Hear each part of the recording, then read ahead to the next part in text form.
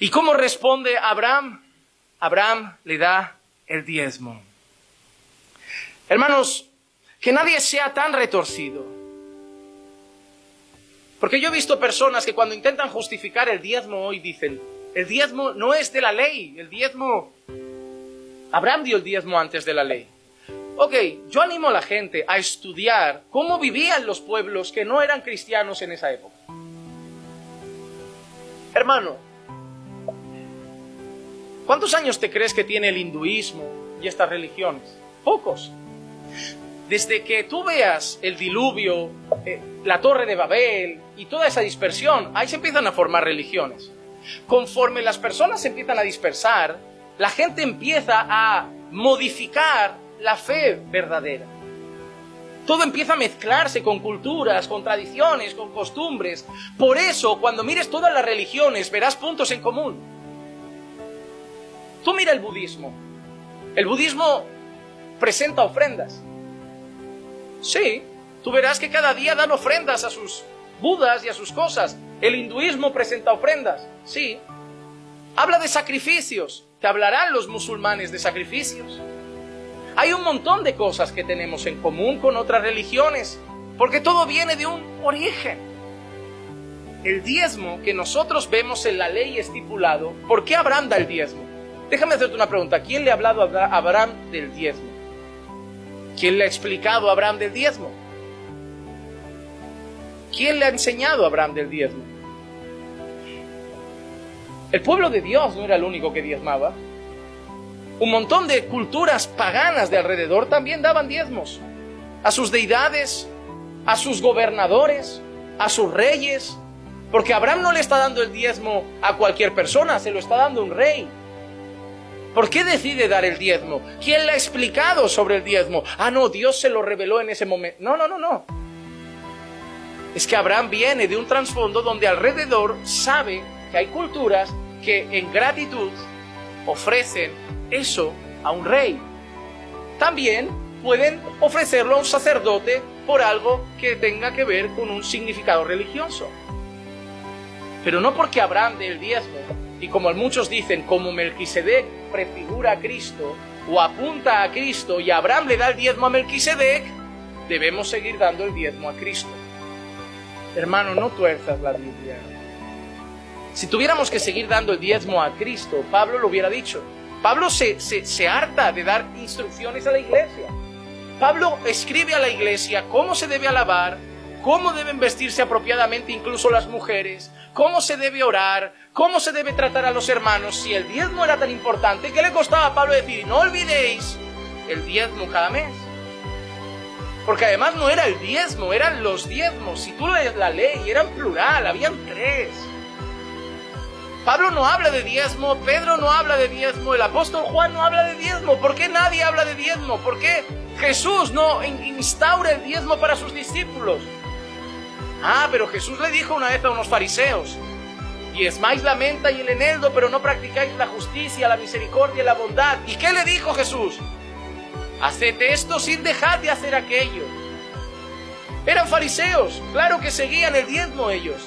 Pero la enseñanza de Jesús no es que tiene que seguir vigente el diezmo. Eran fariseos, no eran ni sus discípulos. Jesús no está hablando con creyentes, está hablando con fariseos y les está dando un golpe en el corazón. ¿Qué les está diciendo Jesús? Que mucho diezmar, pero dentro están llenos de odio, de maldad y de rabia, que dar la menta y el eneldo de nada vale. Esa es la enseñanza de Jesús. La enseñanza que son pecadores. Porque no eran ni sus discípulos. En el Sermón del Monte no veo nada de que haya que diezmar. Hermano, no hay un mandamiento en el Nuevo Testamento para la iglesia, para el pueblo de Dios en el Nuevo Pacto, que obligue a los discípulos de Cristo a dar el diezmo.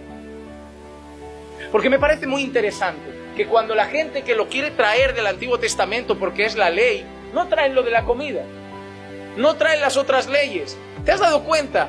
El Antiguo Testamento está lleno de leyes, pero ellos se traen solo la del diezmo y la adaptan al dinero. Hermano, yo quiero ser honesto contigo. No hay ningún mandamiento para los discípulos de Cristo en el Nuevo Pacto que les obligue a diezmar. Cuando Pablo habla, lo que yo veo en casi todas sus cartas es la palabra ofrenda. ¿Y qué tiene de malo? Si es que a veces puedes ofrendar más del 10. Ese es el problema. El problema es cuando te dejan libertad.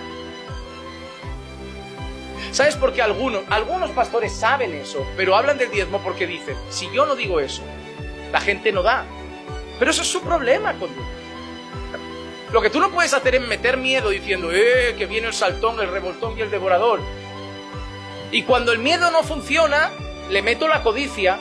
Dale, que Dios abrirá las puertas y derramará. El que no da por miedo, da por codicia.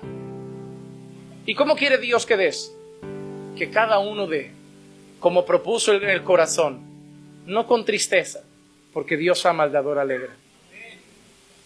Pastor, hermano, si tu corazón no da más, yo no quiero más aquí. Porque cuando tú das lo que no da tu corazón, para Dios no es. La ofrenda solo es ofrenda cuando está en el corazón. La ofrenda dice muchas cosas la Biblia.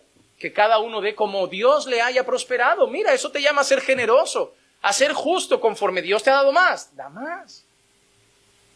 Pero yo no tengo que darle una vuelta a un texto para que tú me des al menos el 10%. Y bueno, que luego se pasan, que es el diezmo, las primicias, los pactos, la ofrenda especial. Y tú dices, oye, cada mes estoy trayendo 30 sobres. Si tú empiezas a sumar, estoy dando el 50% aquí. Y me pregunto yo, ¿el pastor diezma? ¿El pastor diezma? No, el pastor, su ganancia es un porcentaje de los diezmos. Ahora empiezo a pensar que le interesa que entre más. Si va a porcentaje, esto es como por comisión. Tristemente, eso ha hecho que mucha gente tenga miedo de dar en las iglesias. Los lobos han puesto miedo en el corazón de las ovejas. Dios no te obliga a hacer nada. Incluso cuando Dios quiere que le obedezcas, no te obliga. Él te dice, si me amas, obedece. Porque si no le amas, tampoco es para Él. Si tú te portas bien, vienes a la iglesia, oras y lees la Biblia por miedo al infierno, por miedo o por cumplir con tu religión, para Dios no es. Dios no quiere de ti nada que no sea de corazón para Él. Por eso la Biblia dice, ya sea que comas, o que bebas, o que hagas cualquier otra cosa, hazlo para la gloria de Dios.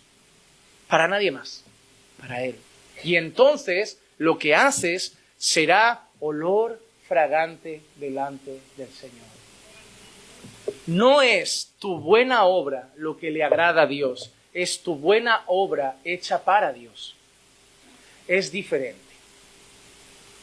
Un montón de gente hace buenas obras, pero no para Él. Eso no son agradables a Dios. Pero cuando tu buena obra es para Él, es para su gloria, es agradable a Dios. Por eso Dios siempre le ha dicho, no hagáis las cosas para ser vistos por los hombres. Eso no vale de nada.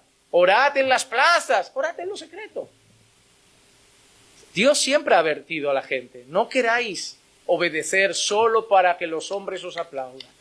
Si es para mí, entre vosotros y yo queda. No hace falta hacerse un selfie cuando ayudas a un mendigo. Lo que hace esta no la tiene que saber. Cuando des limosna no toques trompeta. Porque quien lo sabe, lo tiene que saber, ¿no? Si lo tiene que saber Dios, tranquilo que no hay que hacer un selfie. Que Él lo ve todo. Y a veces el selfie, Él no pone me gusta.